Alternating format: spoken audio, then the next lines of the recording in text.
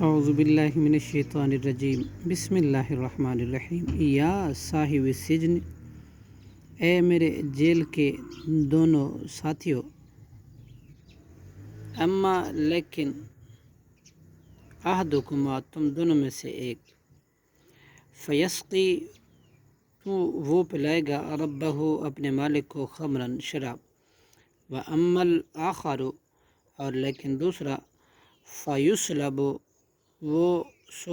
civil دیا جائے گا، فتأکل الطیر پس کھائیں گے پرندے، من رأسہ اس کے سر میں سے، قضی فیصلہ کر دیا گیا ہے، امرو اس معاملے کا، الذی وہ جو کہ،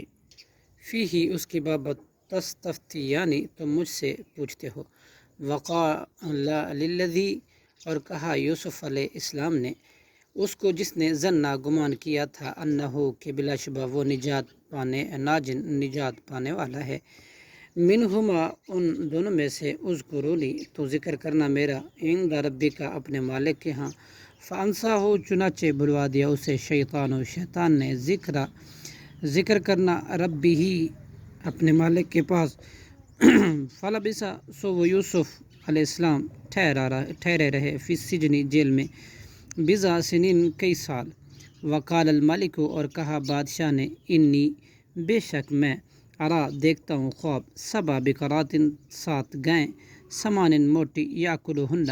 کہ کھا رہی ہیں انہیں، 7 عجاف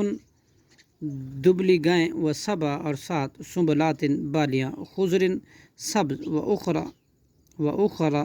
اور دوسری، یابسات خشک، یا ایھا الملأ اے درباریو، افتونی تم تعبیر بتلاؤ مجھے، فی رؤیایا میرے خواب کی، ان کنتم اگر ہو تم، لرؤیا خواب کی، تعبرون تعبیر کر سکتے، قالوا انہوں نے کہا، اضغاث یہ ہے پریشان، خواب، احلام یہ خواب ہے پریشان، وما نحن اور نہیں ہم، بتاویل الاحلام ایسے خوابوں کی تعبیر، بعالمین جاننے والے، وقال اور کہا، الذی اس شخص نے جس نے نجات پائی تھی، منہما ان دونوں قیدیوں میں سے، وذکر اسے یاد آیا، یوسف بعد امت ایک مدت کے بعد، انا میں، انبئکم خبر دوں گا تمہیں، بتاویلہ اس کی تعبیر کی، فارسلونی لہذا تم مجھے بھیجو، یوسفہ اس نے جا کر کہا، اے یوسف، ایھا الصدیق اے بہت ہی سچے، افتینا تعبیر بتلا ہمیں، فی 7 بقرات سمان 7 گایوں کی بابت جو موٹی ہیں، یاکلہن کہ کھا رہی ہیں انہیں، 7 عجاف 7 دبلی گائیں، و 7 اور 7 سنبلات بالیاں،